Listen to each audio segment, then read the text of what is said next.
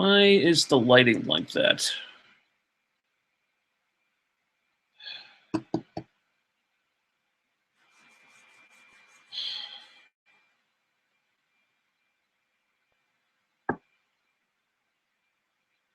Yeah, that thing's always acting screwy. All right, we'll be starting in just a minute.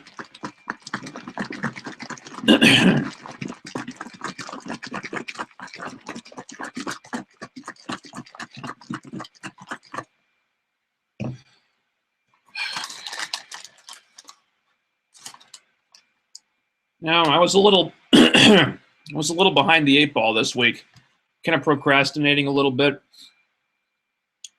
And turns out I didn't get around to start making notes about Arrow or S.H.I.E.L.D. until about maybe 2 hours ago. So I've been typing a lot. My hand is kind of sore, cramped up now.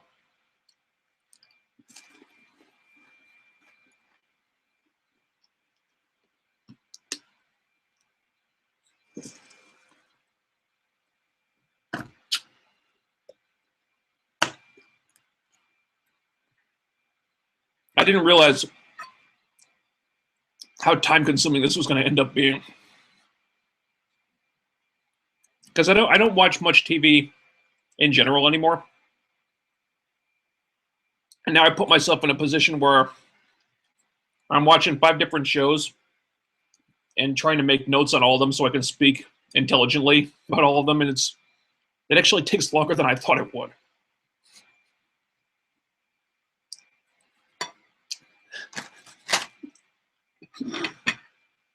It's almost starting to feel like work a little bit. But I did this to myself.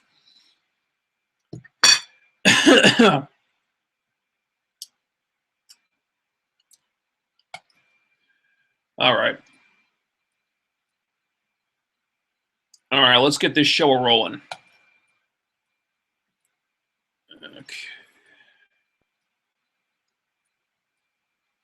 Okay, welcome back. This is where we review all the comic shows of the past week, barring Walking Dead, which, as I've said before, is just not for me. I do one show at a time.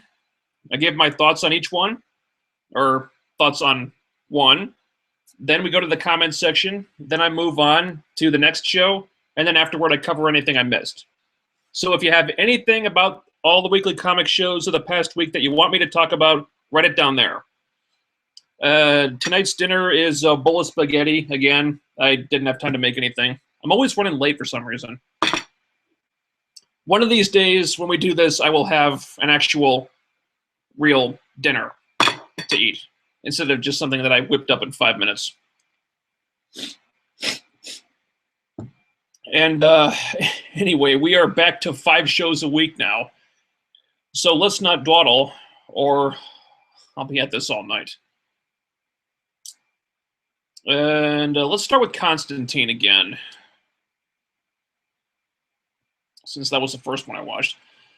Constantine, Episode 3, The Devil's Vinyl. Was that for a cool title, huh? Anyway, Constantine and Zed are investigating the death of a guy who listened to a record that made his head explode. It's interesting.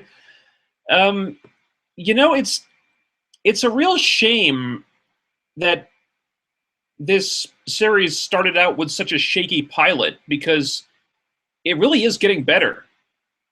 It is. Episode 2 is probably the best so far, but this wasn't bad.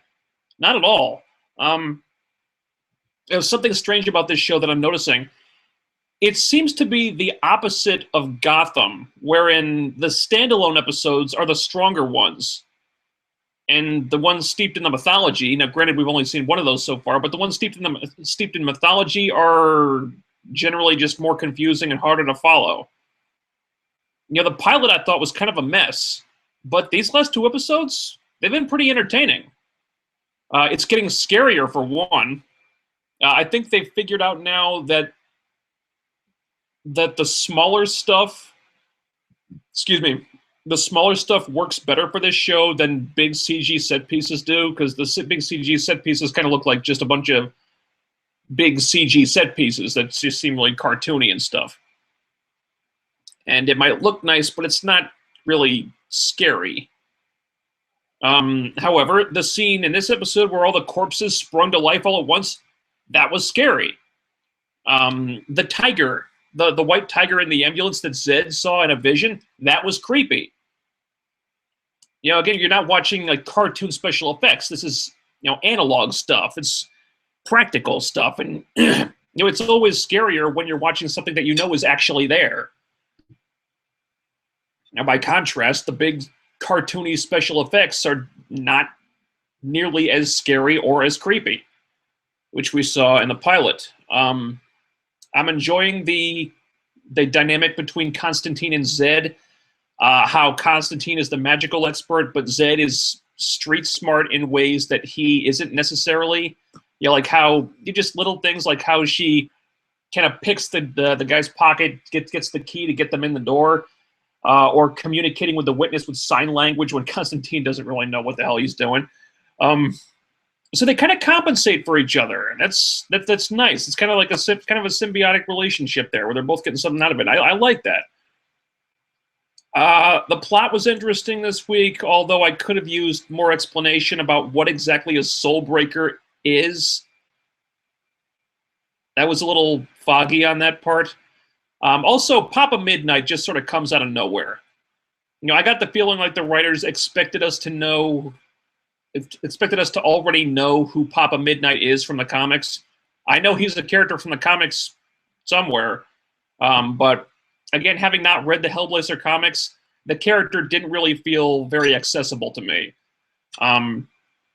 I only really knew Papa Midnight from the Keanu Reeves Constantine movie, which took a great deal of liberties from the source material. So I don't know what if any similarities there would be to this version. The actor was good though, and I like that they set him up as kind of an X factor where he sometimes might work against Constantine and sometimes he might work with him, but he's always really just serving his own interests, and that's fun. Yeah, that's a fun character to play around with. However, problems with this episode. There were two that I had. First of all, Constantine tracks down the acetate, you know, the evil record thing, whatever, magic record, whatever it was. He breaks into these people's house. And with no real proof other than his word, they just decide to trust him.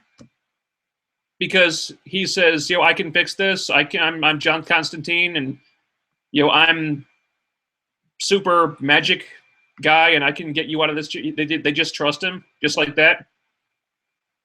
I didn't really buy that. If it were me, I would have wanted more assurance that he wasn't just some nutbag trying to screw me over. I don't know. Also, I'm beginning to see a pattern develop here where in the climax of an episode, it seems like they're screwed and they're really in trouble, but then Constantine just says some Deus Ex Machina incantation that miraculously solves the problem. You know, you can't get to the acetate because it's behind a locked door with those two guys. No problem. I'll just recite some words and open a doorway to hell to get rid of it. Because he can just do that, apparently. You know? Come on. It seems to me if he's that powerful, some of the things that he comes up against probably shouldn't be as big a problem as they seem to be at the time if he could just do stuff like that willy-nilly. That was a little hard to swallow. But still a step up from the pilot, and I'm still enjoying the show. It's not perfect, but it is getting better, and generally it's a fun time. So I'm liking Constantine.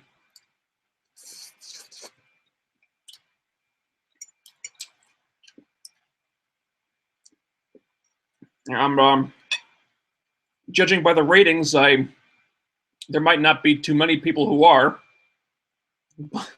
So I don't know if it's going to stick around too long, but for the time being, I'm liking it.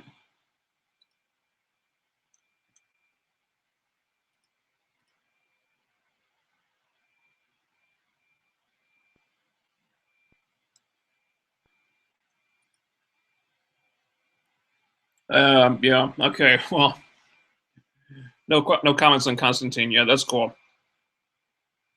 These things take a while to pile up. I'll move on to Gotham. We can talk about this a little bit later. We can talk about Big Hero 6 too.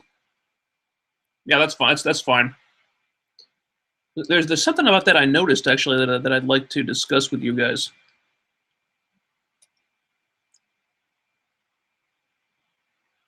But for now, Gotham, episode 8, The Mask.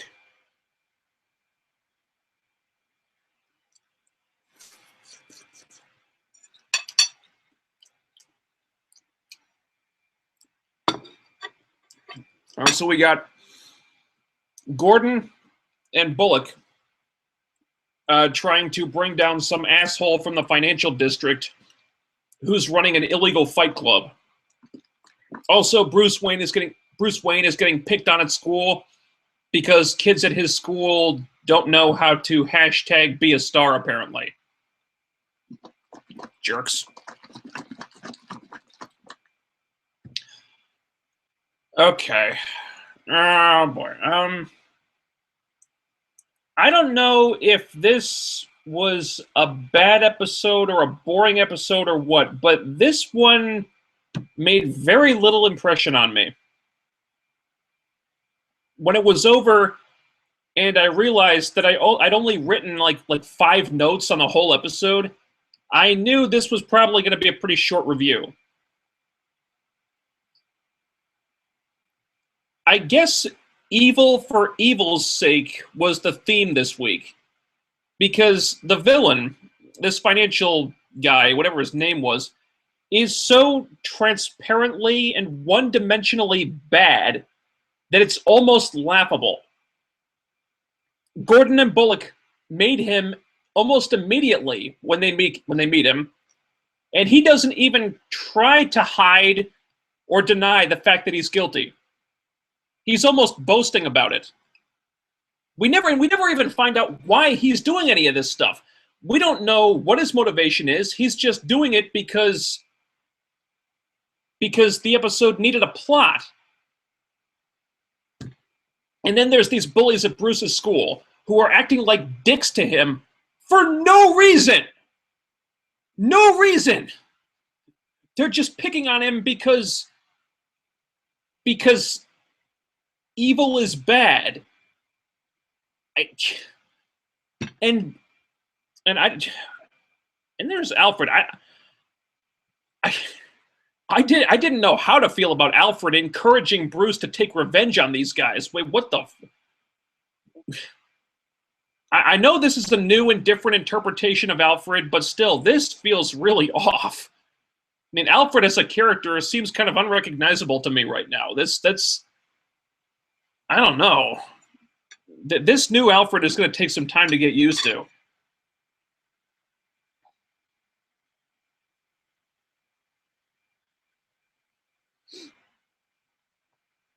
All right, 1 second.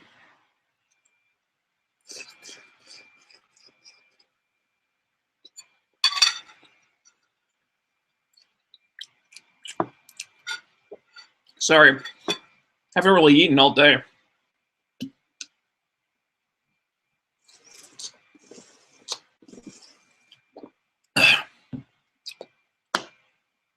Now, on the bad guy's side of things, the Penguin is still awesome, but he's awesome every week. On the other hand,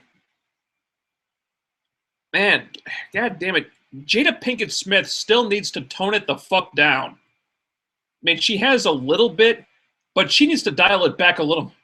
She needs to dial it back more because, man, she is still way too over the top. And this whole subplot about Fish Mooney sending this girl in to get dirt on Falcone or spy on Falcone or something, it's not bad, but I keep finding myself wondering what's in it for the girl. They really need to explain that, because she's taking a hell of a risk here. If she gets caught, she's dead. She tells Fish that she wants out. Fish convinces her to stay in. I don't know why the girl is doing any of this in the first place. What is she getting out of this? She auditioned to be a singer at a nightclub, and now she's working undercover for a mob boss. Is she getting paid? Is she getting compensated in some way? What's her potential reward for doing any of this? There must be some reason why she's putting her ass on the line, but we don't know what it is, and I really need to know this, because without understanding her motivation, I don't. This doesn't really make sense to me. Barbara leaves Gordon again. 8 episodes in, and it's already the second time she's done this. This relationship is probably one of the weaker subplots on the show right now. I'm not invested in this. I'm not invested in this relationship yet. I find that I don't particularly care if they make it work or not. I guess they will eventually, because then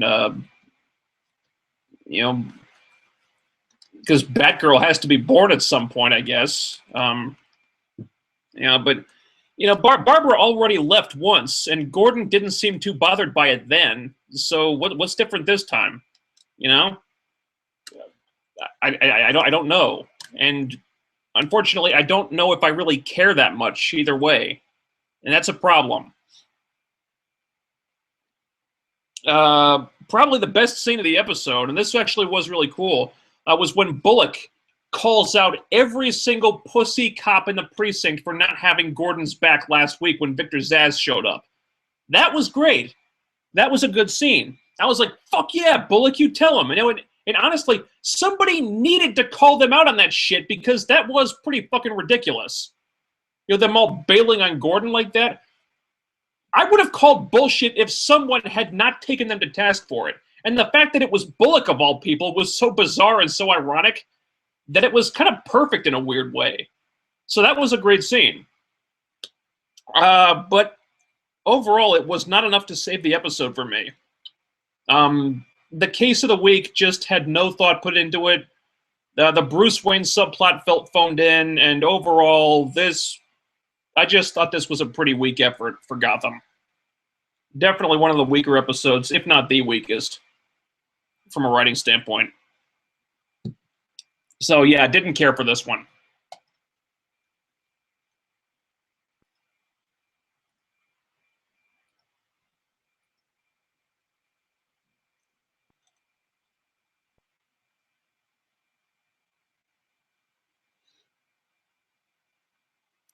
Gen Next 7. Do you think they're introducing villains too quickly in Gotham? Possibly. One of my criticisms about the pilot was that Gordon and Bullock seemed to encounter literally half of Batman's rogues gallery in the span of one case, which I thought was just really stretching credibility an awful lot.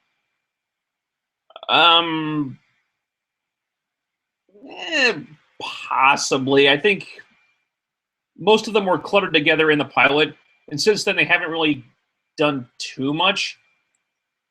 I think the focus is really on the stuff between Falcone and Maroni right now. Generally, I like what they've been doing with the Rogues Gallery. Nigma pops in and out as the story demands. They haven't really focused on him too much. Same thing with Selena Kyle, Cat. We haven't seen Poison Ivy or Ivy Pepper. Excuse me. We haven't seen her since the pilot because there's no need for her to be there, which is fine. And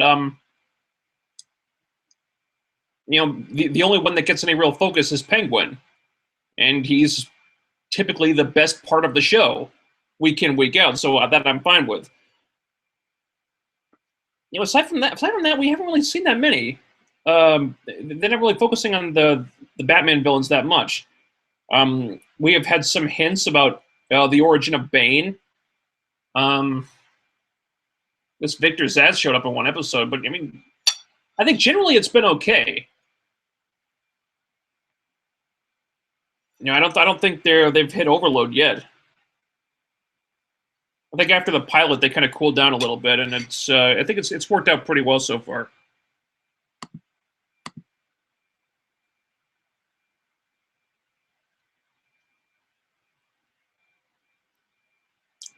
All right, Gen X7. Alfred is the only guiding adult in Bruce's life now. He kind of has to be strong with him and play the parent role.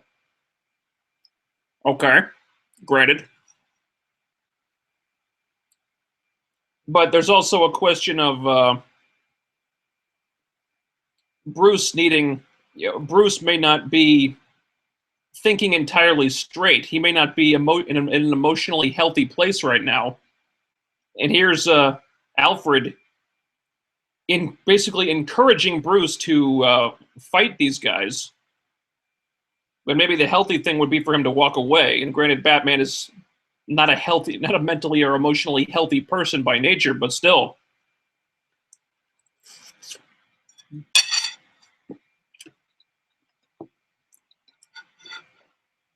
It kind of seems like they're setting something up wherein Bruce may become a vigilante at Alfred's encouragement.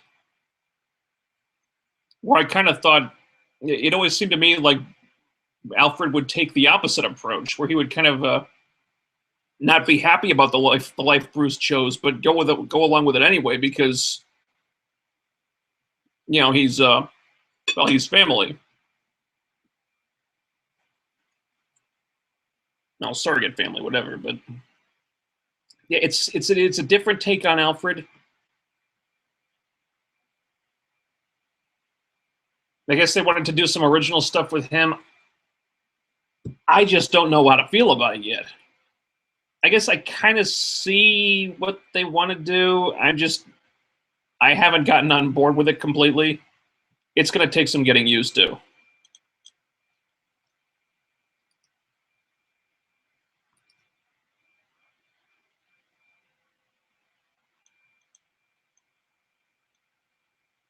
Yeah. Okay.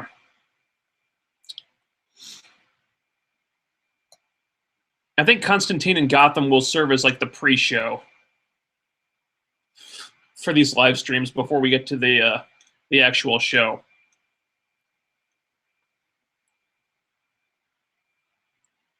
Because they always seem to have more to say about the other ones.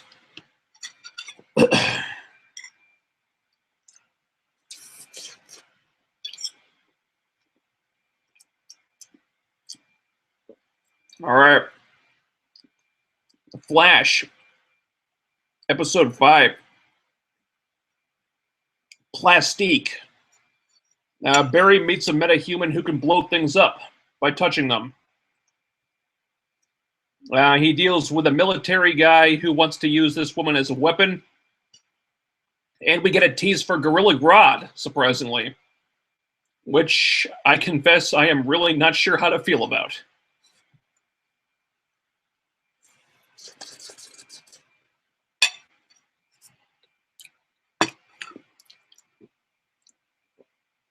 All right.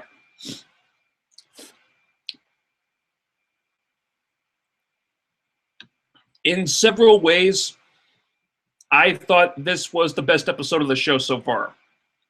Because it did a good job of correcting a bunch of the mistakes that I had problems with in the previous episodes. Chiefly among them, this week, very importantly, Barry does not act like a dumbass. He doesn't forget that he has super speed in the middle of a fight. We see him using his brain this week.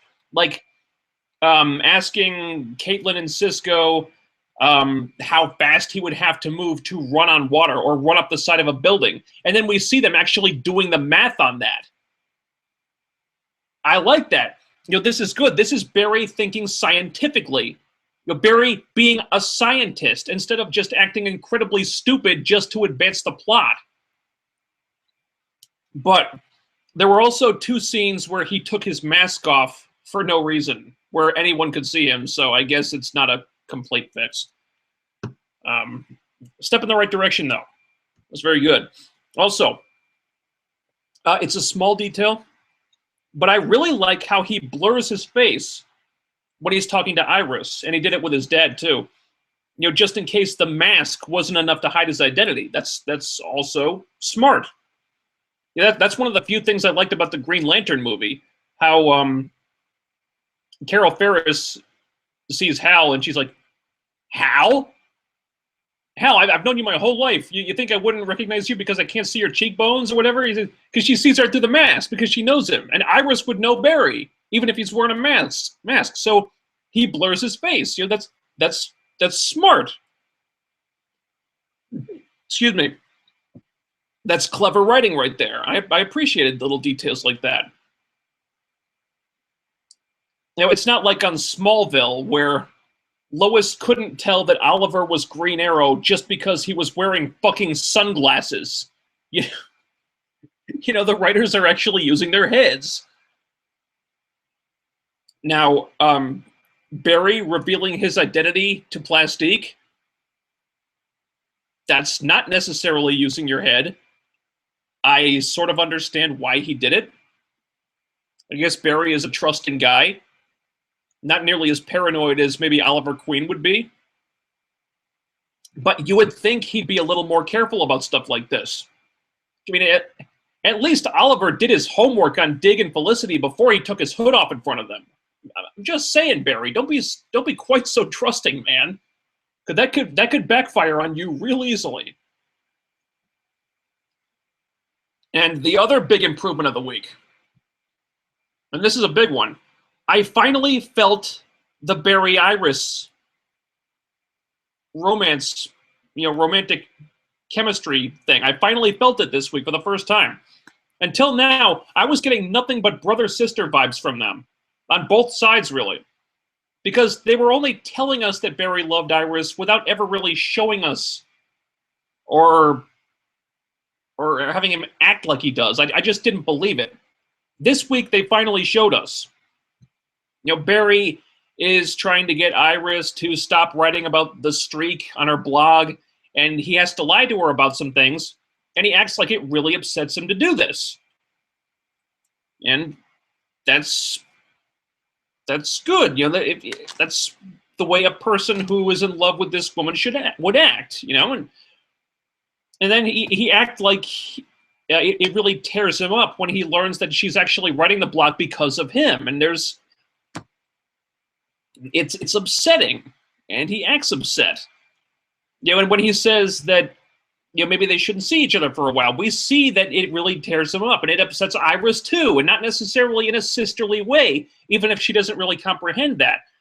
This is how a guy would behave if he's in love with this girl, and it's how a woman would behave if there were some complicated feelings there beyond just thinking of him as a surrogate brother. They finally got me to believe it here. Now, I still prefer Barry and Caitlin. I still think I still see more of a connection between those two, to be honest. But this was a big step toward correcting the Barry Iris failure, which, again, I just was not feeling whatsoever until this week. I also really like what they're doing with Harrison Wells. His story is advancing more now. He's becoming more proactively evil or morally gray. Maybe that's a better term for it. Here, with a convincing Plastique to kill General Clancy Brown. That character is progressing faster than I thought he would, and I'm enjoying it. I think he's probably the most interesting character on the show right now. Oh, the tease with him at the end, though. This gave me some mixed feelings. Gorilla Grodd, wow, they They are really going to go there, aren't they? You know what? I'm going to give them the benefit of the doubt on this one for now, at least until I see what they do with this. But the margin for error on this one is so huge. Even by comic book standards, Gorilla Grodd is a really fucking goofy villain. I mean, there's a very good chance that this could turn out to be really, really, really dumb. The jury's out for now, but I don't know, guys. I got a bad feeling about this one. Nevertheless, I enjoyed this episode. They corrected a lot of things that I didn't like about previous episodes. The special effects were pretty jaw-dropping, especially at the end when he drops plastic into the ocean and there's a big explosion and all the water's going everywhere. That was really well done. But, you know, do have some nitpicks. The story the general gave the media about the explosion was really lame. I couldn't believe anyone fell for that. The subplot with Cisco having a crush on Plastique seemed to be done for no reason at all. And it never really went anywhere. Maybe that'll come back later. Maybe she's not dead. I don't know. And this stuff with Iris writing about the streak still feels way too much like Lois being obsessed with the blur on Smallville for me. Way too similar to that stuff. However, that was not enough to ruin the episode, which, from a writing standpoint, in my opinion, probably the best episode of the show so far.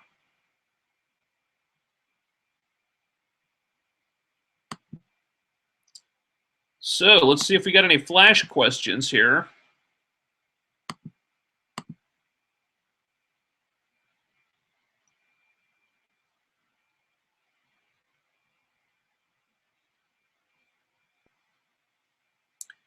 Apparently not. Unless Google Plus is screwing with me again. Which is entirely possible.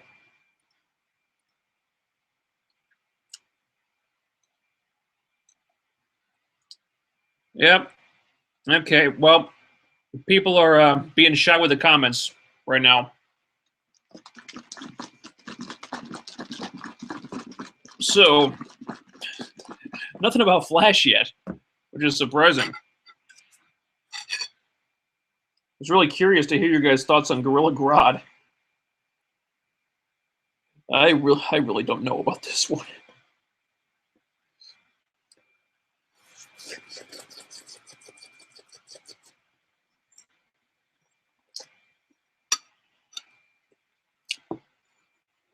No, all right.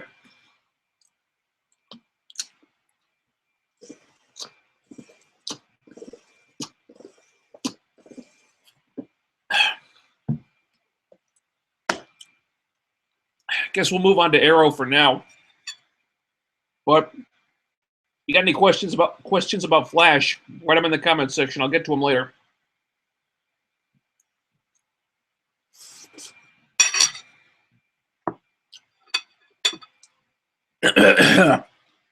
Excuse me. All right, Arrow. Season 3, Episode 6, Guilty.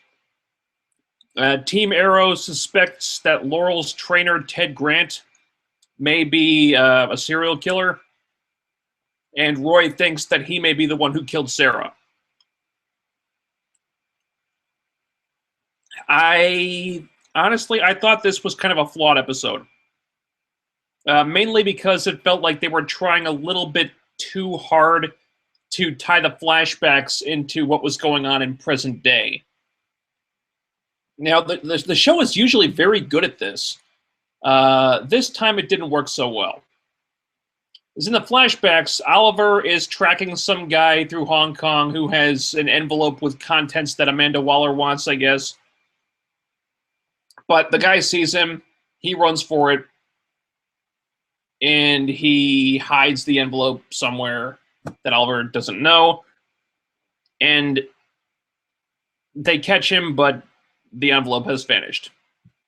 And they go through all this stuff about memory and unlocking the subconscious and meditating with this special magic candle thing, and it all just feels completely unnecessary. Couldn't Oliver just retrace his steps? He was chasing this guy for like literally 30 seconds.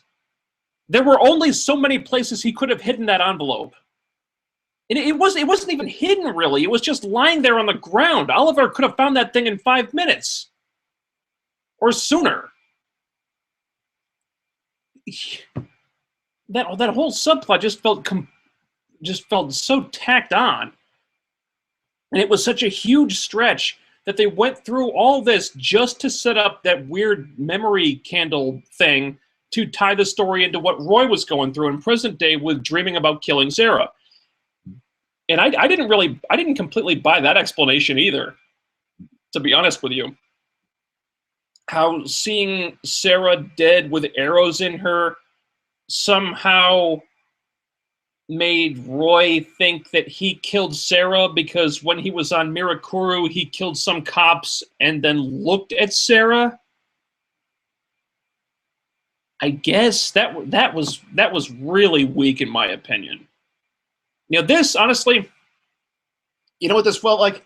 This felt like the writers had this awesome idea for a cliffhanger where it looks like Roy killed Sarah that they really, really wanted to do, but the problem is they didn't have a solid enough way to explain it, but then they just went, you know what, fuck it, let's do it anyway.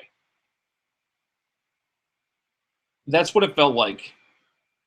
And it just didn't really work for me.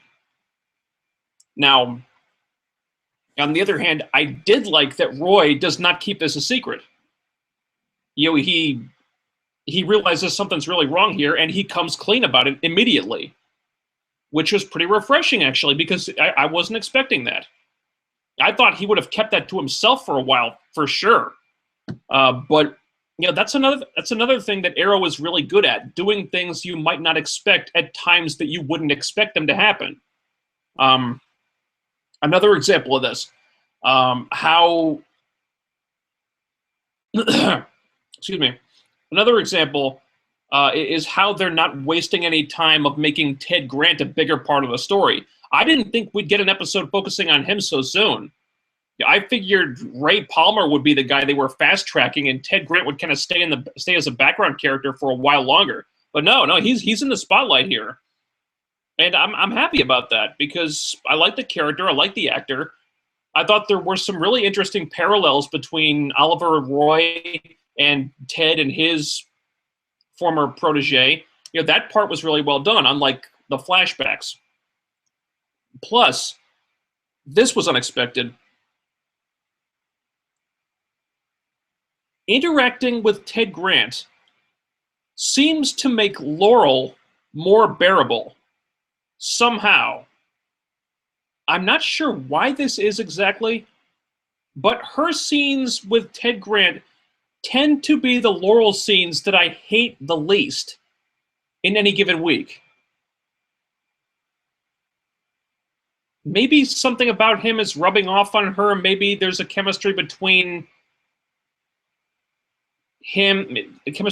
them that Katie Cassidy doesn't have with the rest of the actors in the cast. Whatever the reason, Laurel is more tolerable when Ted Grant is in the room with her. I can't explain it, but if this is the case, then by all means, let's do more with this guy. Okay? So, final verdict on this one.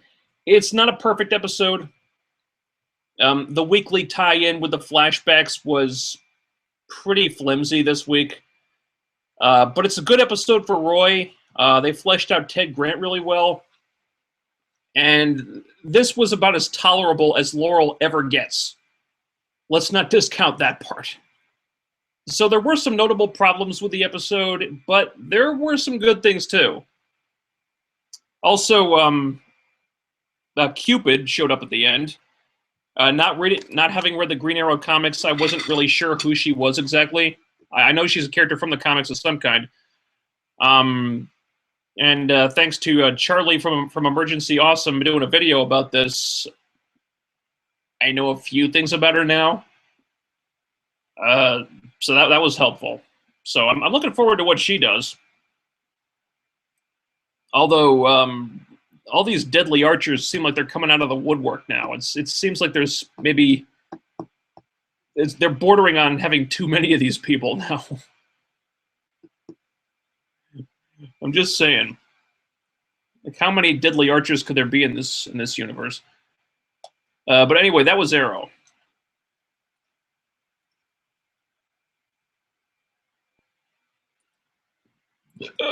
Excuse me.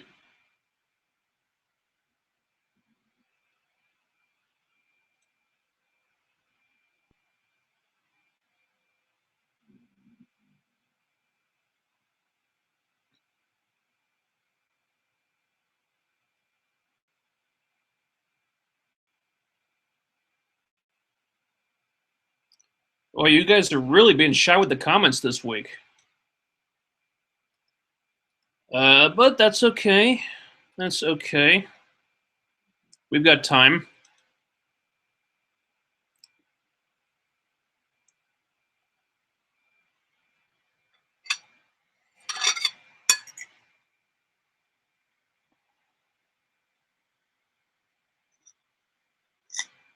And we're making good time here. I'm trying to make these reviews a little more concise so we don't end up taking quite so long to get through all of them. Because if I'm reviewing 5 shows in one sitting, I kind of have to do that.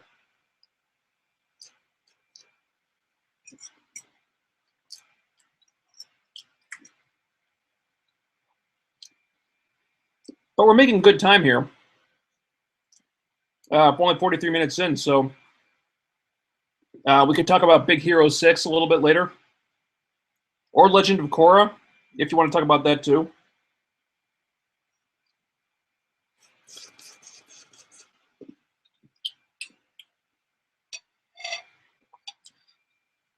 Oh, yeah. Tomorrow's Friday, so we get a new Korra episode tomorrow. Nice.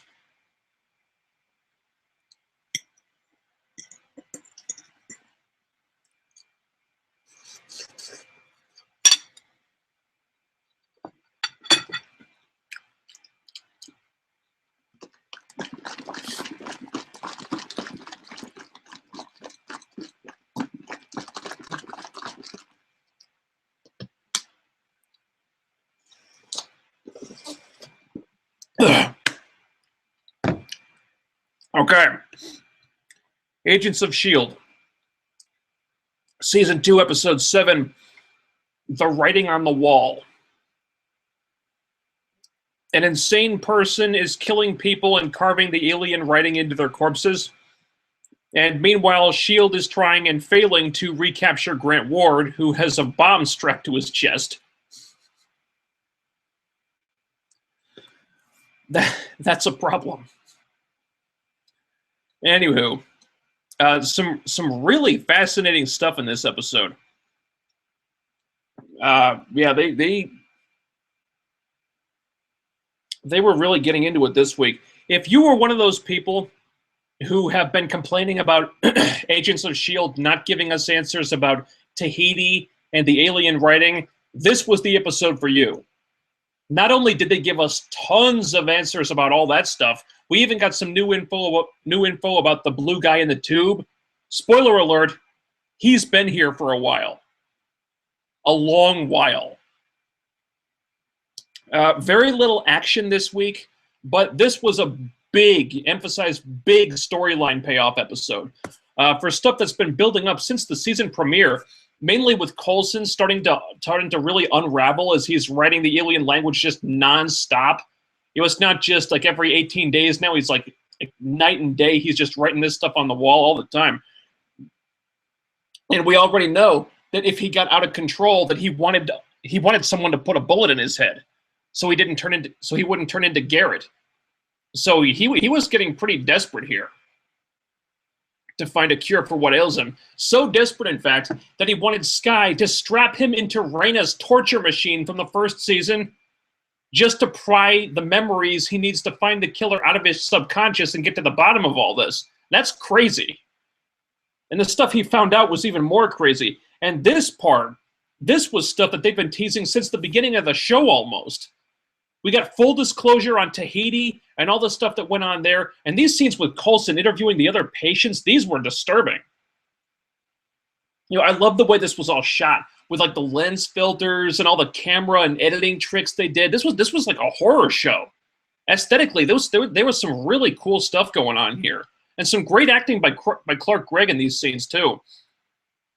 You know, he's finding out that all the other Tahiti patients lost their minds, and one of them turned into a homicidal maniac. And there's a really effective tease that this could be about to happen to Coulson too.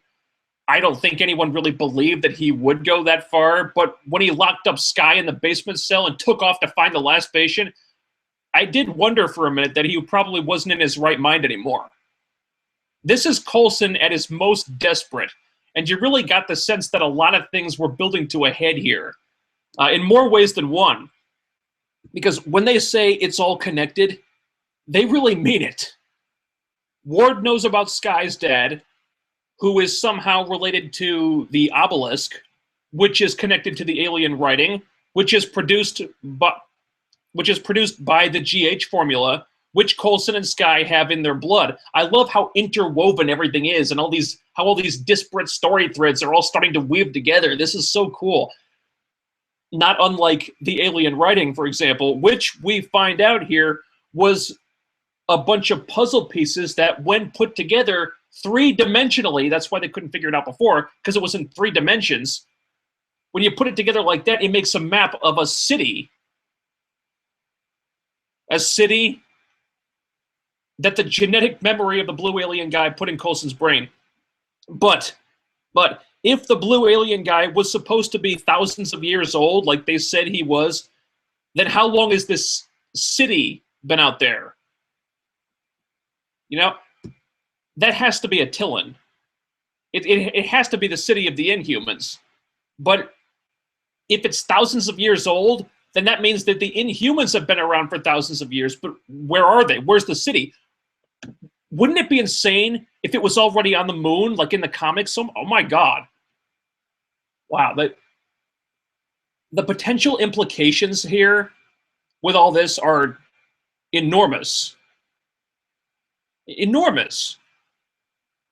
If this is about what I think it's about, that means Marvel is using Agents of S.H.I.E.L.D. to establish the framework for the Inhumans movie, which is happening in Phase 3. It's been announced. I believe it's coming out November 2018. But you know, that movie won't be released for a couple of years. That's how far ahead they're planning this. Marvel has something really fucking huge in the works here for the cinematic universe, and it's all playing out on the TV show. This is so fucking cool. So yeah, this was awesome stuff. Not just for the answers we got about the alien language, but for what it might mean for the future of the cinematic universe. I mean, this is major. Now, excuse me. Now, while not quite as earth-shattering as all that stuff, the B-plot with Ward was really interesting too. Because they're trying to recapture him. You know, they've got a team on him. They're tailing him. But he's an unpredictable son of a bitch. And he keeps giving him the slip. I love what they did with Ward's character in this episode.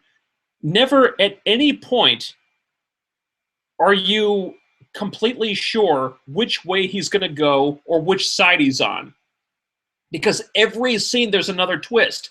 First, he is going so far as to strap a bomb to his chest with a dead man switch on a bus full of innocent civilians just to avoid capture by Bobby, which is kind of horrifying. Okay, then he waltzes into a bar, gets a meeting with Bakshi and his Hydra goons, and you think, well, maybe he's going to join up with these guys, only to then kill the goons and leave Bakshi tied up for Coulson to find. So is he working against them? Is he working for them? Then in another twist, where he's going after his brother, the senator, and it looks like it's going to get bloody. So he's going one way, then he's going the other way, and the other way again. And see, this is Grant Ward finally untethered and thinking for himself for the first time, not on anyone's leash but his own. And it's so fascinating to watch.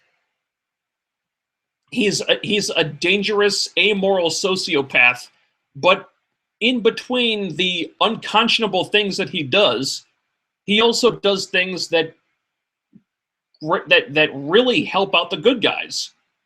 So they obviously can't let him stay free, but there are huge benefits to him being free because he just got them an incredibly valuable prisoner, for one, and he's saying, there will be more prisoners coming, but he's also going to be doing this a lot of bad stuff too, and holy shit.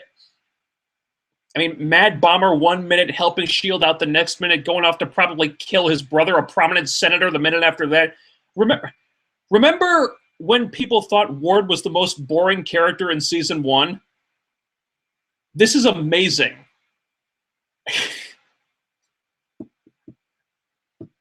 Oh, and also, he name-dropped Baron von Strucker. So, there's that. Wow.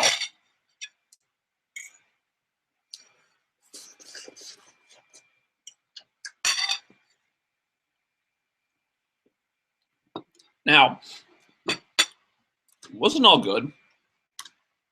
I do have a few nitpicks with this episode, though.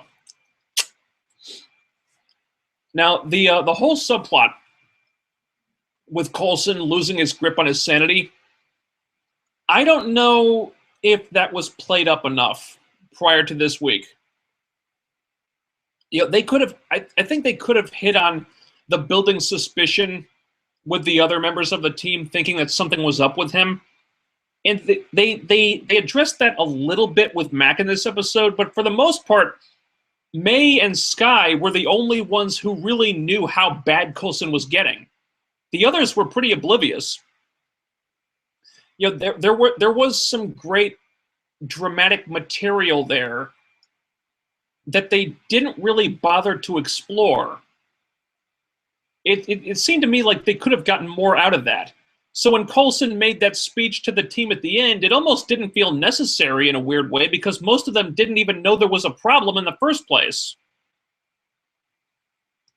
And I'm not sure how I feel about the compulsion to write the alien language being gone now. That felt a little too easy to me. I really thought that they were going to build up to May possibly being forced into a corner where she might have to try to kill Coulson. She might actually have to try to put him down like he wanted her to, like he ordered her to, as he completely loses it. I really thought they were going to go there. Now, I guess they didn't want to take it that far, but damn, that kind of felt like a missed opportunity. I thought they could have taken Coulson further down the rabbit hole than he went before they pulled him out and fixed him. And it did seem kind of strange that they have that big setup with May, with Coulson ordering her to kill him if it got really bad, and then having it climax in this episode where it's actually Skye and Mac who have the guns on Coulson while he's seemingly going nuts. That might have been due to the needs of the plot since May was leading the search for Ward at the time, but it felt a little off. Now, then again, that subplot may not be over yet, so they may very well revisit this later on. And I think they probably will, because I don't believe that Coulson is really cured of this. The hypergraphia symptoms may be gone, but I'm sure there are going to be other lingering effects down the road. Because, he's still got that GH formula in his body, and who the hell knows what that could be doing to him. There could be other long-lasting effects beyond just carving alien glyphs into the wall. So that's something to keep an eye on. It made for kind of an awkward climax to this subplot, in this episode, but I think there's going to be more to it than this. So maybe this was just kind of like a side road in that whole thing. Not too much going on in the relationship front this week, which kind of bummed me out because there's some really entertaining relationships that I love exploring on this show. Bobby and Hunter are still hilarious with all their bickering during the missions. We don't get too much of it this week, but it's still what we get is always funny. I love Hunter when he's undercover. He's undercover as their tailing warden. He's dressed like a cowboy, complete with accent. Lance Hunter, master of disguise, like, you wore a cowboy hat. Well, yeah, but it worked.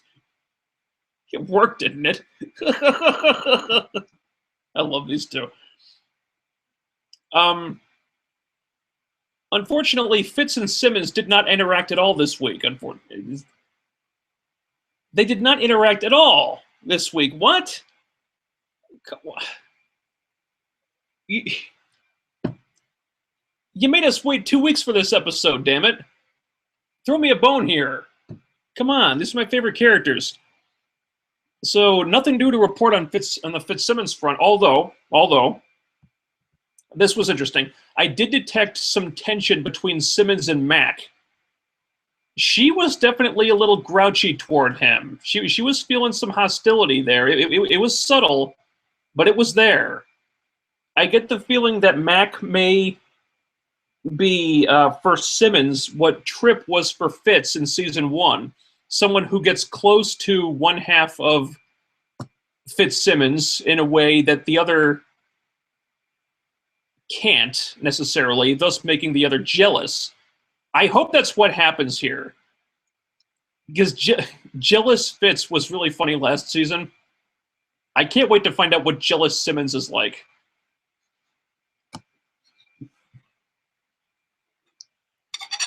Be funny if this kind of turns into like a Simmons-Mac friend-off where they're competing for Fitz's... for who can be Fitz's BFF.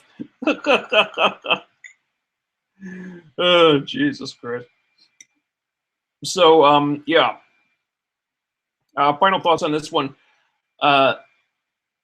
There were a few things in this episode that I kind of had to tilt my head at a little bit. Maybe one or two missed opportunities, but I expect they're not done hitting on those subplots. I expect they're going to come back to those later on. So they might not be missed opportunities yet. But and if they do intend to go back to those, then they're just taking some twists and turns here that I didn't expect. However, the storyline revelations we got this week were massive. And what they could be potentially setting up here with, with like the map of Attilan and all the Inhuman stuff, they've got some really exciting things in store for us.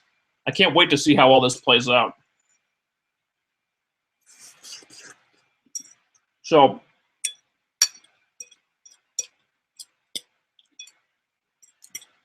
if you were waiting for those storyline revelations, this was the episode for you. And yep. Okay. And before we go back to the comments section in the peanut gallery, I got some questions from Twitter about S.H.I.E.L.D. that I'm going to get to now. So bear with me for a minute. Okay. All right, Striffen19. Striffen9. Pretty sure that's how it's pronounced. Striffen19. So I know everyone is thinking Kree and the Inhumans, but allow me to play devil's advocate for a second. What if the blue thing in the tube is an Atlantean, and the city they're looking for is Atlantis? My reasoning behind this is because, for one, the Inhumans movie isn't for another 3 years. So having them go to their home now, then making us wait that long before we learn anything about them doesn't make sense. Two, a Kree's genetic memory wouldn't take them to a place on Earth. Coulson said it was like a homing pigeon who didn't know where home was. 3, and you might like this a lot, going deep into the ocean would freak out Fitz considering what happened the last time he was that deep down. Okay, well, I'll get to these one at a time. You might have a point there. And I think there might be something to consider here, seriously, if they had announced a Submariner movie in Phase 3, but they didn't. No sign of Namor anywhere. No mention of the Atlanteans anywhere. We do, however, know that there is an Inhumans movie coming in a couple of years. And we know by now that Marvel likes to set this stuff up well in advance. We knew that they had plans for Avengers by the end credits stinger of the first Iron Man movie. So that was, I think that was them planning more than 5 years in advance, I think, wasn't it? I don't remember which year Iron Man 1 actually came out, but I think that was more than 5 years ahead that they were planning with Avengers. So to think that they could be planning 3 years ahead for Inhumans, that's not that much of a stretch, really. I think they could very easily do that. However, the Atlanteans are blue, so you could be onto something there. They could have an underwater city, so I mean it's not out of the realm of possibility. You could have a point.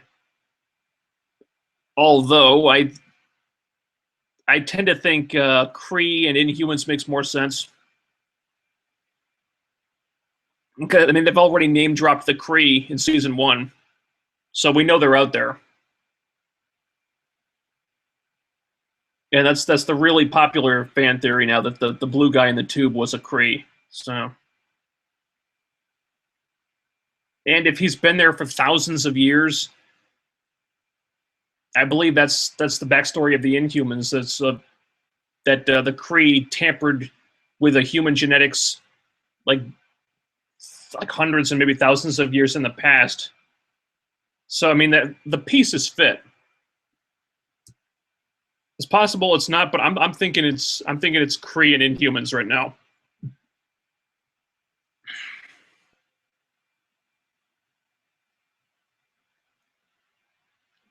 Having them go to their home now, then making us wait that long before we learn anything about them doesn't make sense. Well, they already did it once with Avengers. This is how Marvel likes to structure their cinematic universe. They like to set these things up ahead of time. Okay, 2. A Kree's genetic memory wouldn't take them to a place on Earth.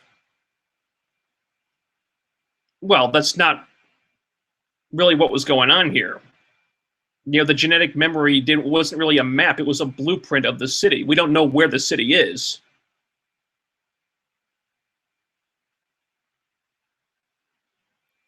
It wasn't really a map to the city. It was a map of the city itself. It was a blueprint. So theoretically, that city could be anywhere, really.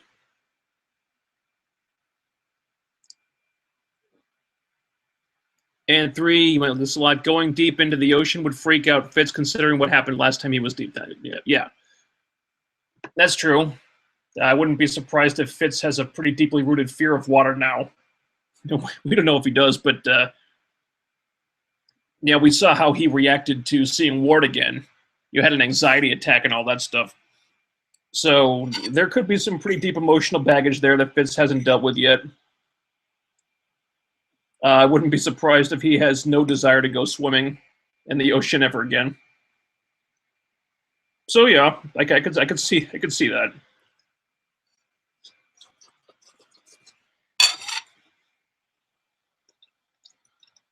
Okay. All right. Got more questions here, also from Strippin19. My theory about what's going on with the brothers Ward is Christian is telling the truth. Basically, as a child, whenever Ward's eyes would change, he would see his brother telling him to do things even though he wasn't there. This would explain why when Ward held the Berserker staff, we saw the incident at the well with Ward and his brother. This leaves one of two options. Either Ward has schizophrenia, a figurative devil on his shoulder, or some outside forces influencing him. Ah, so you think that evil Christian was like the metaphorical devil, metaphorical imp on Ward's shoulder, like whispering in his ear and telling him to do evil things? So you're saying it could all be in Ward's head? That I actually haven't heard that theory before. That's interesting. I don't know if I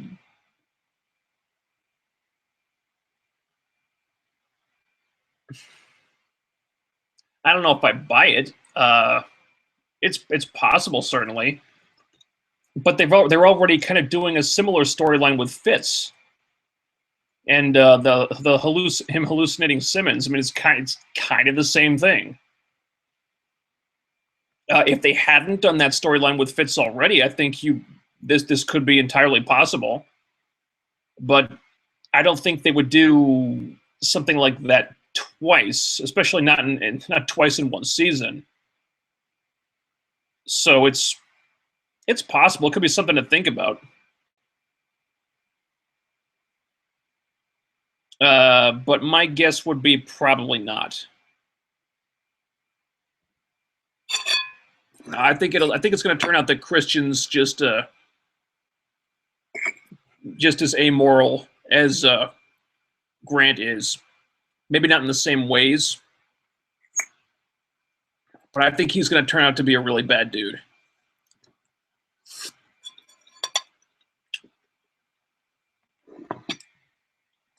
Though I would expect there to be some kind of twist here that none of us are seeing yet.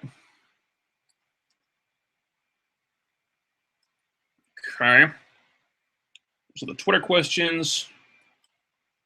Get rid of those. All right.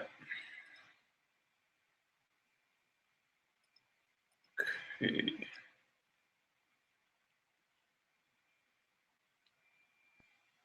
Okay, don't you piss me off tonight, Google Plus. Let's see.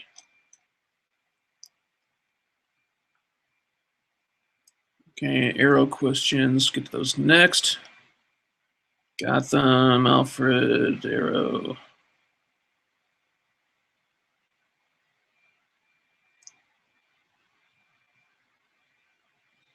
Squirrely Boy. What the hell is Ward's angle? I really don't know whether to cheer for him or hate his guts.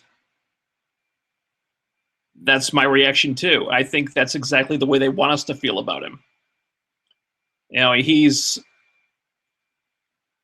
know, before the season, I read an interview. I think it was with Jeffrey Bell, one of the showrunners, who said that they were going to start to redeem Ward Jaime Lannister style, wherein he's a guy who does awful things, but he's kind of sympathetic. He becomes kind of sympathetic in strange ways at the same time.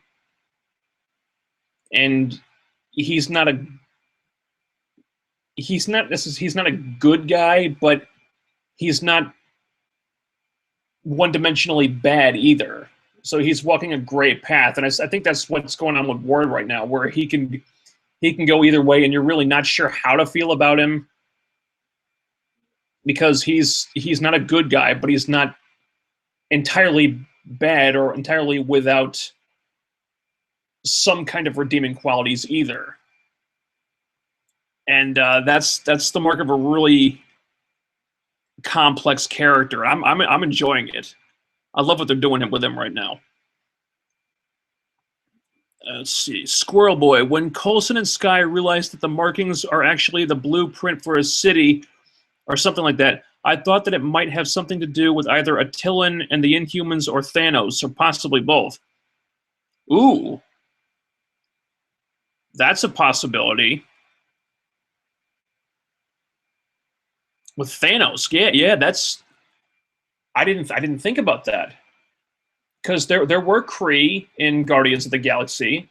I think Nebula is a Kree, isn't she? Correct me if I'm wrong about that, but yeah, that's something to consider. I didn't think about that. That's a good point. Boy, it would be crazy if it tied into Thanos, wouldn't it? Wow. Let's put a pin in that one and come back to it later. Holy shit.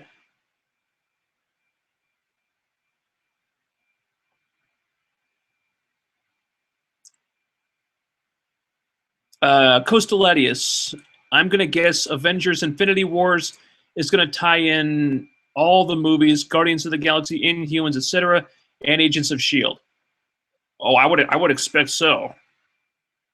Infinity War seems like it's something that would affect the entire universe, so I would expect implications everywhere. I can't imagine there wouldn't be some kind of movie, some kind of tie-in with the TV show.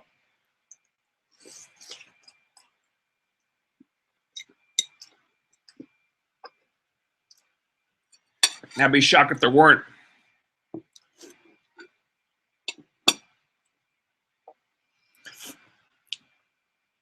see. I am at Squirrel Boy. I imagine the subplot of Coulson losing grip on his sanity will escalate a little more with future episodes. Yeah. Yeah, I think that's going to come back. I feel like they're doing a slow burn on that aspect. Yeah, I think so too. I don't think they would have had all that set up with May and him ordering her to kill him if he got really bad, if they didn't intend to pay that off at some point. I still think we're building to kind of a crescendo where May is going to have to make a really hard choice, because that has to come back. I think the symptoms may be gone now, but I definitely think there are going to be other effects, and he may start to lose it again. Because the way they resolved it in this episode, it just seemed a little too easy. Suspiciously easy. So I definitely think that's going to come back. Terp28. Why isn't the GH formula doing anything to Skye? Probably for the same reason why Reyna didn't get killed by touching the obelisk. Maybe, I think Coulson already suggested this, maybe it didn't affect her because it was already a part of her DNA. Maybe the alien juice didn't give her any adverse reactions because she's already part alien. Yeah, that's been my theory for a while. Skye is a pre-Terrigenesis Inhuman. And which would mean that she probably has some Kree DNA or Kree tampering with her DNA. So, theoretically, if she were injected with the GH formula derived from Kree blood or DNA or whatever, she would not have the same adverse effects that Coulson and Garrett had. You know, comic book logic, yes, but that would make sense. And that seems to be Coulson's theory. And I think it's a good one. I lost my spot here.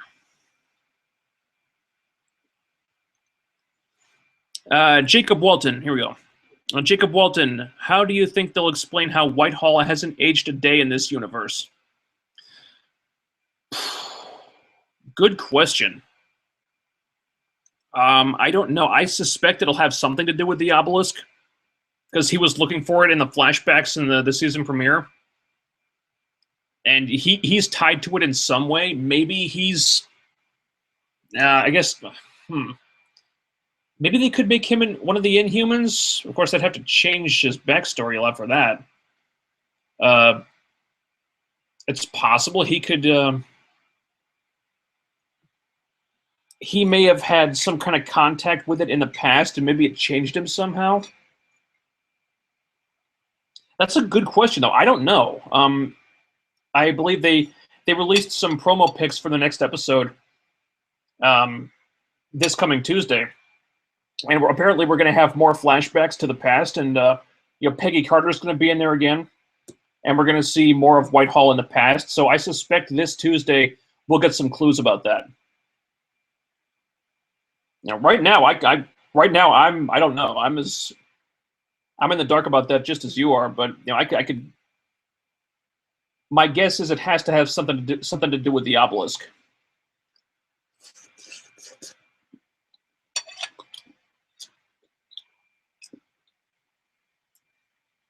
Though how exactly, I couldn't tell you.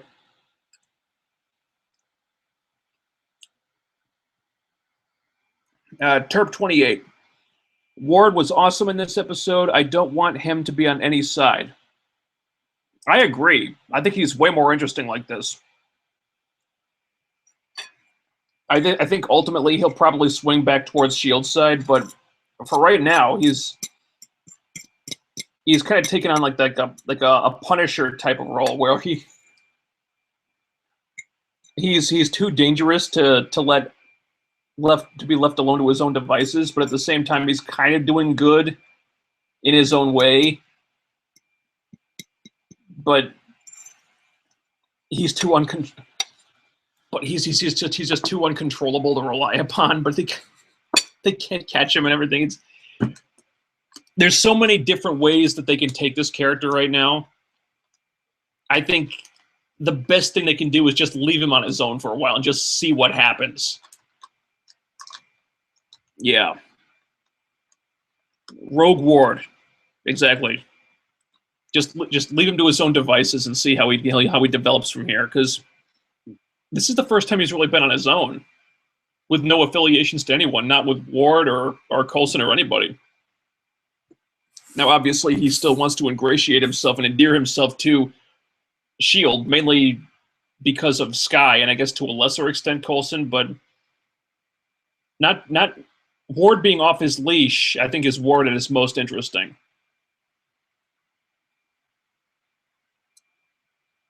All right. Wrestling is real. Do you plan on having a wrestling stream in the future?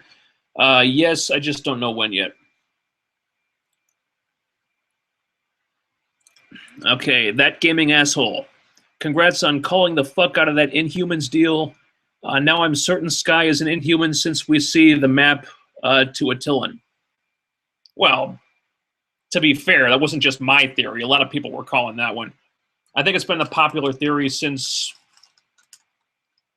maybe halfway through season 1 that Skye may have been an Inhuman, because we knew the Inhumans movie was in the works. We knew Marvel wanted to do it. And with all the mystery surrounding Skye's origin, the pieces fit. Yeah, they were definitely hinting at something there. But the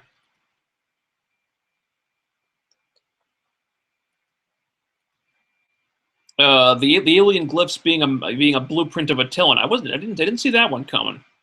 They thought there might be a map to the city, but this was a twist.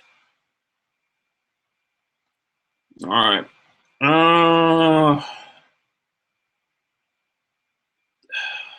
These are probably out of order again.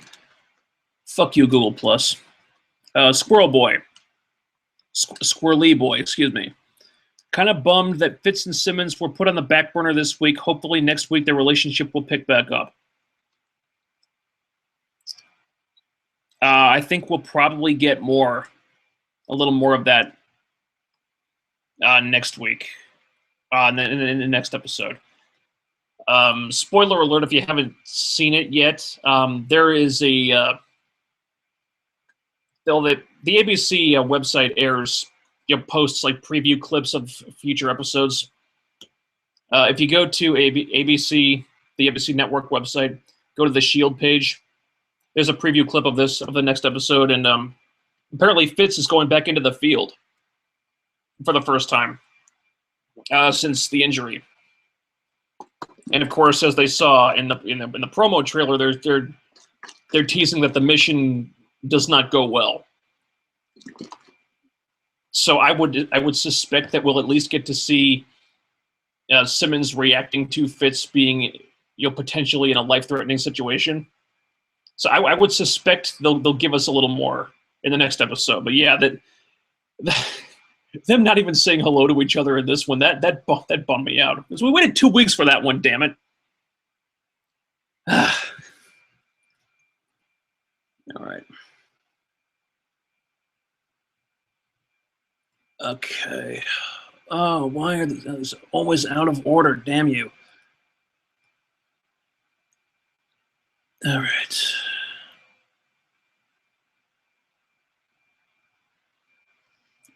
Jacob Walton. The Bobby Morse heel turn is perfectly set up now, especially with Bakshi now captive and inside Shield's base. All it'll take is him commanding her to comply and help him. Yeah. I totally think that's what's going to happen. I think at some point before she was introduced, they brainwashed her. And I think her escaping with Simmons was all by design. I think they let her escape because now she's got the perfect cover. No one's going to suspect her, and I think he's going to trigger her brainwashing, and shit. The shit's going to hit the fan. I totally think so, and it's going to be awesome. All right, let's see.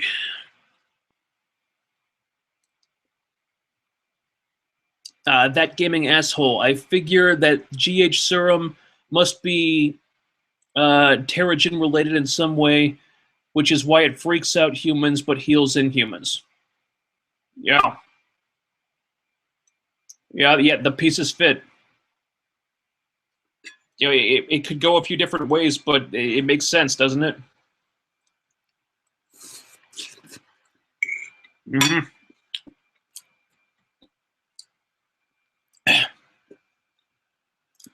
All right, that gaming asshole.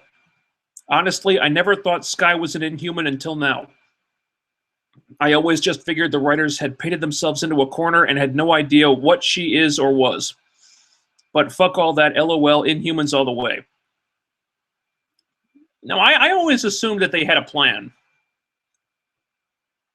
Yeah, if you go back and you look at interviews by the showrunners, they've had the finer details of this stuff ironed out long before the series even launched. Like the Ward heel turn with him being a Hydra agent, that was set up from the very beginning. They were dropping clues about that in the pilot. So very early on in the show's conception, they knew that Ward was going to be a traitor, and I would bet money on them knowing exactly what the deal with Skye was, too, because I believe as early as the 4th episode of season 1, they started teasing the alien language stuff, because that was what the mission in I Spy was about. Getting eyes on the alien glyphs on a chalkboard. So the person who was the handler for the guy with the cyborg implant in his eye could get a picture of that. So they've been building this up for a while. I think they had a plan for Skye. I think they're following it.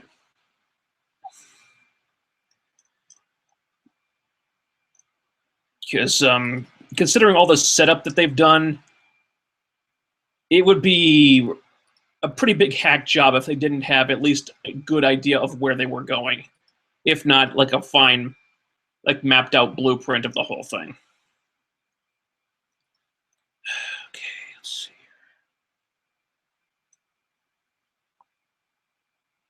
All right. Okay, I think that's all the Shield questions. Although, God help you, Google Plus, if you're hiding anything from me again. I guess we can go back and talk about everything I missed now. All right. So if you got any questions about anything, write them down there now. Squirrely Boy, a possible new name for the stream I just thought of, Comic Show Fallout. Yeah, I like that one. That's good. I'll put that on the list. That's good. Thanks for that one. Let's see.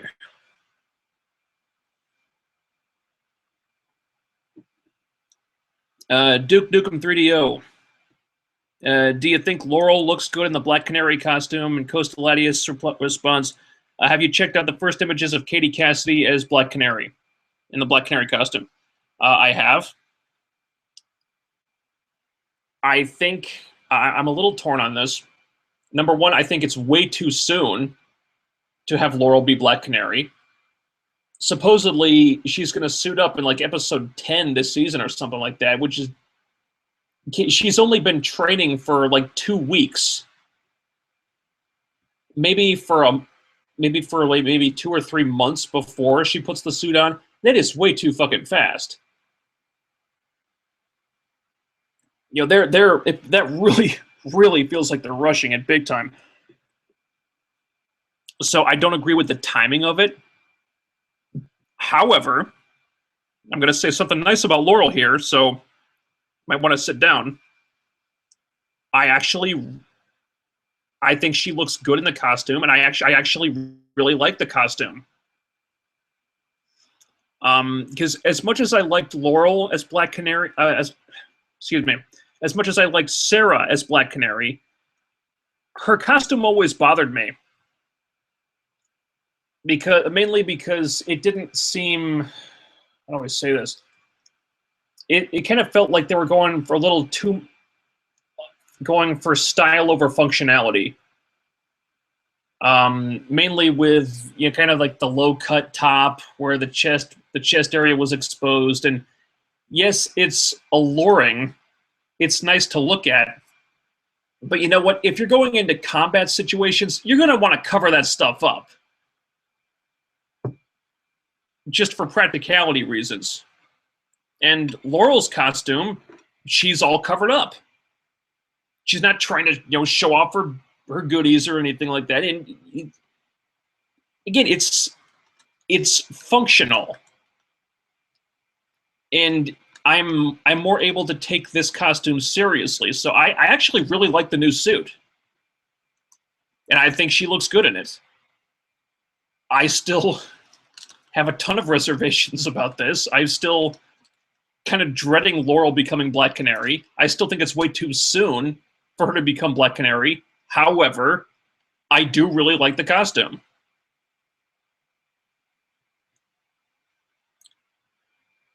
Okay.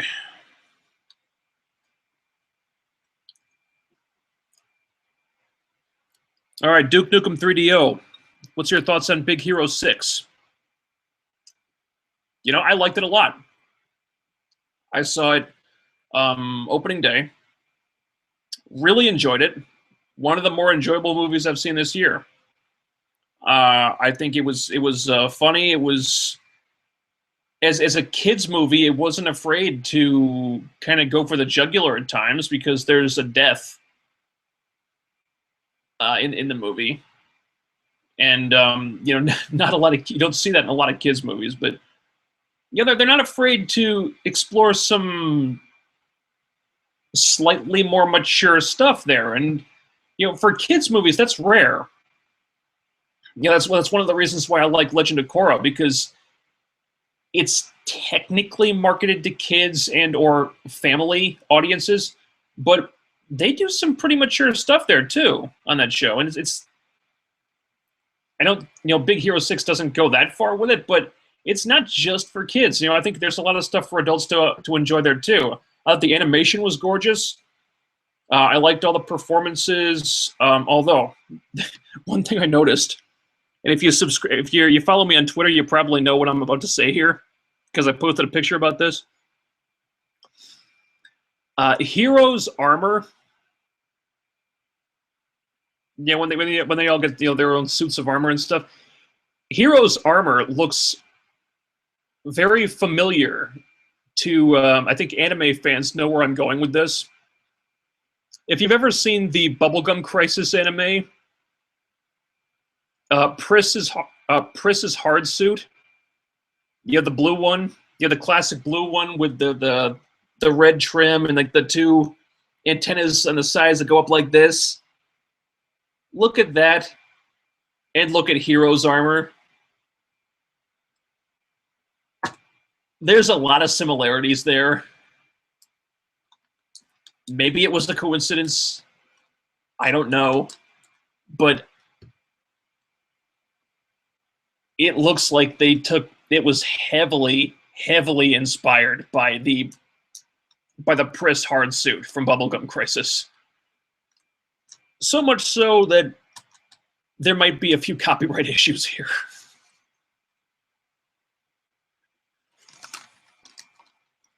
Because I looked up some pictures of some of the promotional material for the Hero character and his armor. I looked up some of the promotional material for the Bubblegum Crisis 2040 TV series. There's no way this was a coincidence.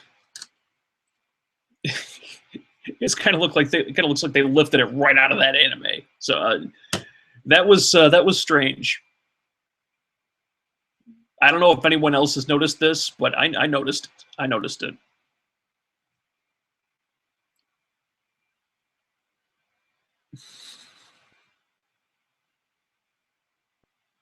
All right.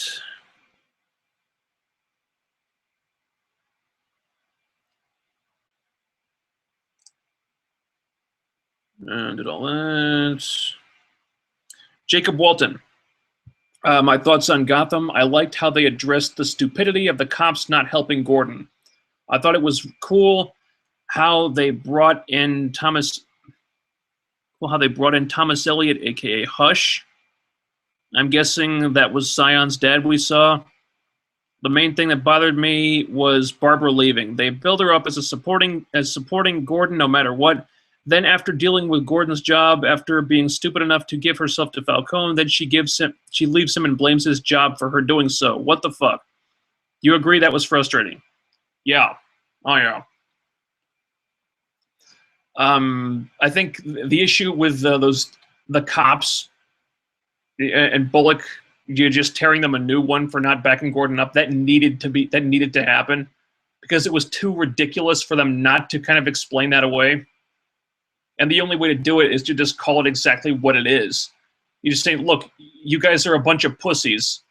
Gordon may be a pain in the ass, but he's still a cop. And he needed help, and you all just ran like a bunch of fucking cowards from one guy. And you should all be fucking ashamed of yourself. And he kind of shames them into action here. And that was really the only way it could have been done. And it was kind of the way it had to be done. So I'm very glad they addressed that.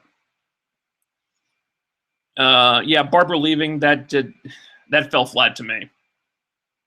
Well, I build her up as supporting Gordon no matter what. I don't know if she's supporting him no matter what, because as I said, that was the second time she left in 8 episodes.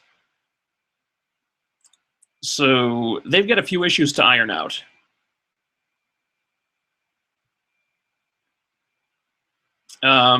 This time you could probably chalk it up to some post-traumatic stress, but that does not explain her being dumb enough to go to Falcone and try to plead for his life to the amoral mob boss. What the hell did she think was going to happen? That was idiotic. And that's not really something that you can chalk up to character naivete. That's idiotic as in bad writing. So yeah, that was very frustrating. I agree. The Save Me one. I think they're going the route of Alfred having a secret agent past. Yeah, I agree with that. I think in an earlier episode, Montoya and her partner were staking out the Wayne banner, I think, and the partner was kind of looking around the place, and then Alfred catches him and like rams him up against the wall, up against the car. So obviously Alfred can handle himself. I kind of like that, actually. Maybe Alfred was like an MI6 agent or something. I don't know how he goes from that to butler. but it's interesting. I guess maybe Alfred could be kind of a gateway into the world of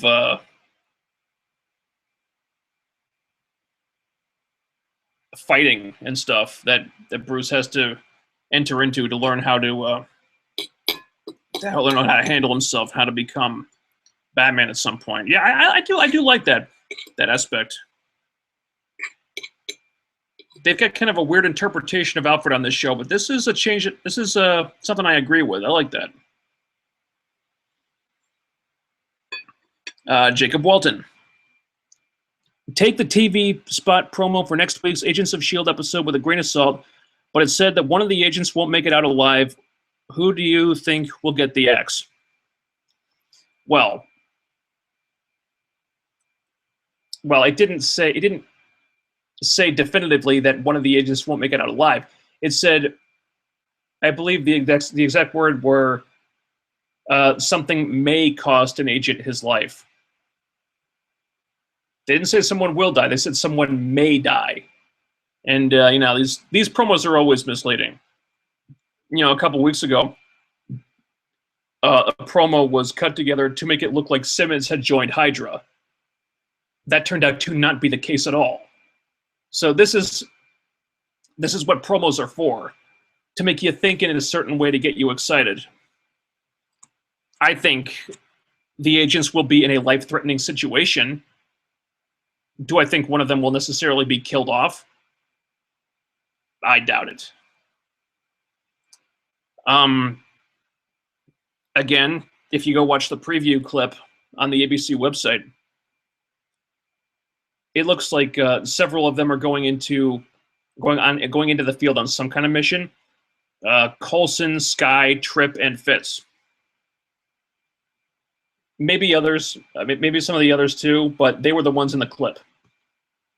So it's those four. Obviously, Coulson's not going to die, because without him, they wouldn't have a show. Skye, she's safe, of course. Fitz, well, he's in the middle of a story. He's in the middle of a very prominent subplot. He's got all this unresolved stuff with Simmons. They're not going to kill him off. Tripp is expendable. And this has nothing to do with me just not liking the character, and everything to do with them just they just haven't done a damn thing with him this season. I mean, he has had just no storyline, no development. They haven't fleshed him out at all. He's window dressing. Generally speaking, Tripp is expendable right now, to the point where they could easily kill him off without really losing anything. So in that sense, if one of them were to die on that mission, I would think it would be Tripp, because everyone else is everyone else is kind of indispensable. And whereas he's expendable, really, because they just have not done a thing with him so far. But again, that's all just speculation, because I don't think anyone's going to die. I think it'll all be I think it's a tease to get people excited for the episode. They'll be in danger. I think someone might get injured. They might have a close call, but I don't think anyone's going to die. Not yet, anyway.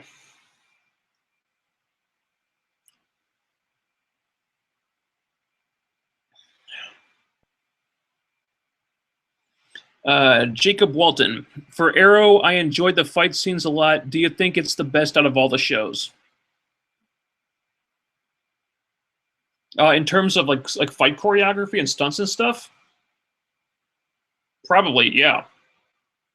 That's always been something that Arrow was really damn good at.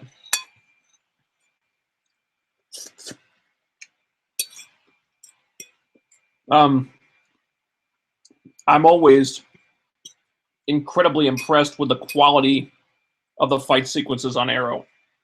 Now, S.H.I.E.L.D. has definitely improved a lot this season in that capacity, but Arrow tends to be in a class of its own in that category. Yeah.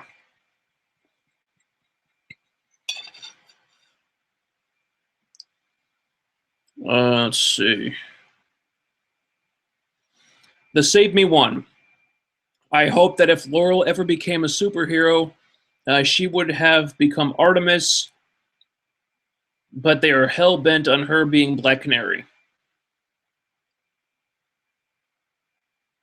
Well, why would she become Artemis?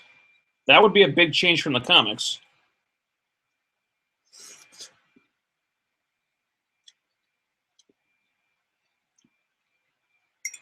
I mean, wasn't Artemis a character created for the Young Justice TV show?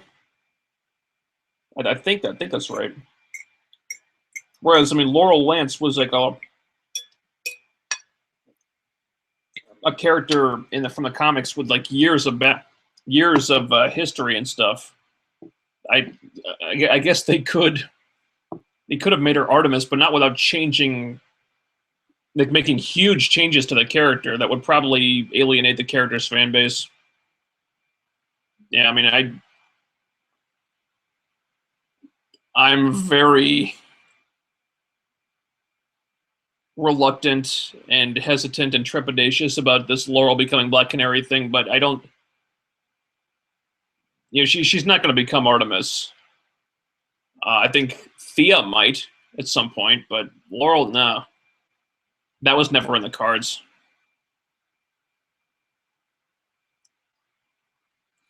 TKO Rising. Oliver shooting an arrow with the boxing glove was one of the best scenes of the episode. Great, kind of hilarious nod to the comics. Yeah, I noticed that too. I thought it was really clever how they incorporated that. It wasn't like a trick arrow or something. It was just like a kind of a freak accident that had happened. The arrow just falls in the boxing glove and he just shoots it like that. I wasn't sure. I didn't think there was any way they could do that without it being just incredibly cheesy. And it was, but it was funny. It was a cool moment too. I enjoyed it.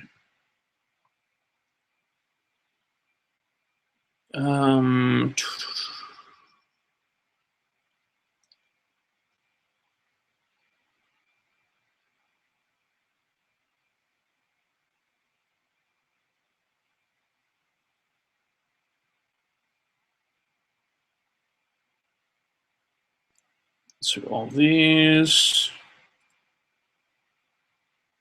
Okay.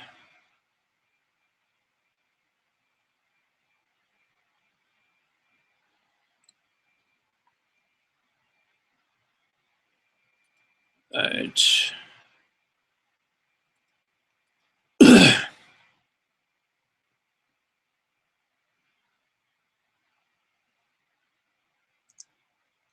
Okay. Let's see. That gaming asshole. I will say this jibes with the rumor I heard online that Age of Ultron will feature the Phalanx, possible end credit stinger, since the only reason to bring in the Inhumans and Kree is to do War of Kings, which heavily involves the Phalanx and the Guardians. And considering an Inhumans movie is coming out and Thanos was also a pivotal element of all that, I'm calling Phalanx now. Okay. All right. You know, I don't really know a whole lot about the Phalanx outside of the Phalanx Covenant storyline from X-Men from back in the day. So I guess you would know more than I. You would know more than I would about that. So I'll defer to you on that one. How's that? See, also the whole people turning into metal dust thing is stock Phalanx, and Ultron is the leader of the Phalanx in the comics. Is he? Is he really? Weren't the Phalanx an alien race? Maybe they joined up with Ultron at some point. Okay. You know what? I'll go with you on that one. Maybe the Phalanx are involved in this somehow. Okay. Terp28, off topic. What are you going to do once there are no new episodes of Impact? Well, I suspect Dixie did say on Twitter that they were going to announce a new TV deal soon. So if there are no new episodes of Impact, I suspect that'll only be a short-term thing. Because she seems very confident that a new TV deal is imminent. In the event that they go several weeks without new TV to show, I think I might just take a little bit of a break. Because I've been doing this every week for a long time now. Might be nice to take a little bit of a vacation from that. Or I could do more live streams about various topics. That might be something. That gaming asshole, I could easily see Coulson dying. It would be a shock, which, let's be honest, is what comic book deaths are for. Plus, he's come back before. He could easily come back somehow. Yeah. I could see that possibly. I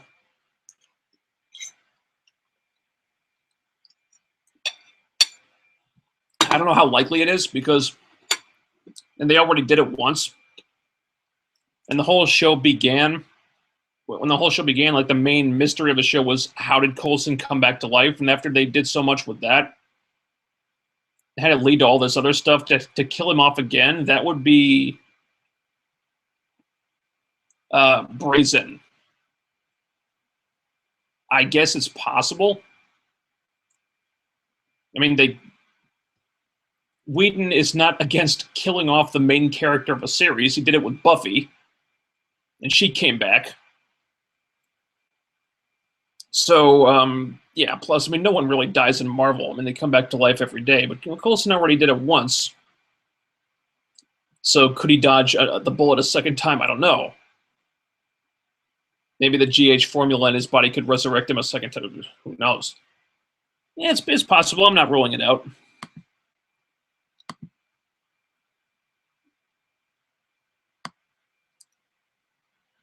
Okay.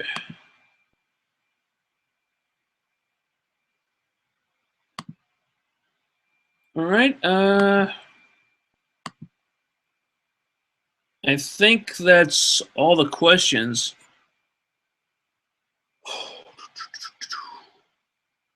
I'll give it another minute or two.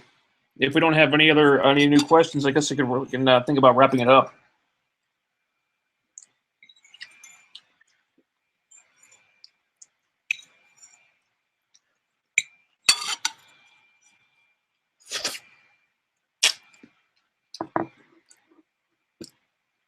I saw Interstellar a couple days ago. And Christopher Nolan has some weird ideas. I knew it must have been a great movie because I only understood maybe 80 to 90% of it.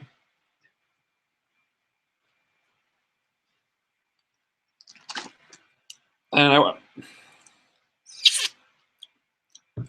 ending was a little confusing to me because you're dealing with like time travel and theory of relativity and weird, crazy ideas. It's a beautiful movie, though.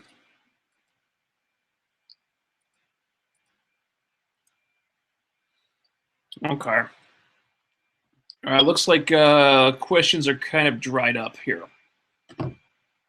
And we've been at this, we're pushing 2 hours and with no technical difficulties, so might be best not to tempt fate and just quit while I'm ahead. So I think that's enough for tonight. Thanks, everybody, for joining me. This is a lot of fun. And tune in next Thursday at 10 p.m., same time, same place. And we can do this again. Again, thanks, everybody, for joining me. Until next time, over, out.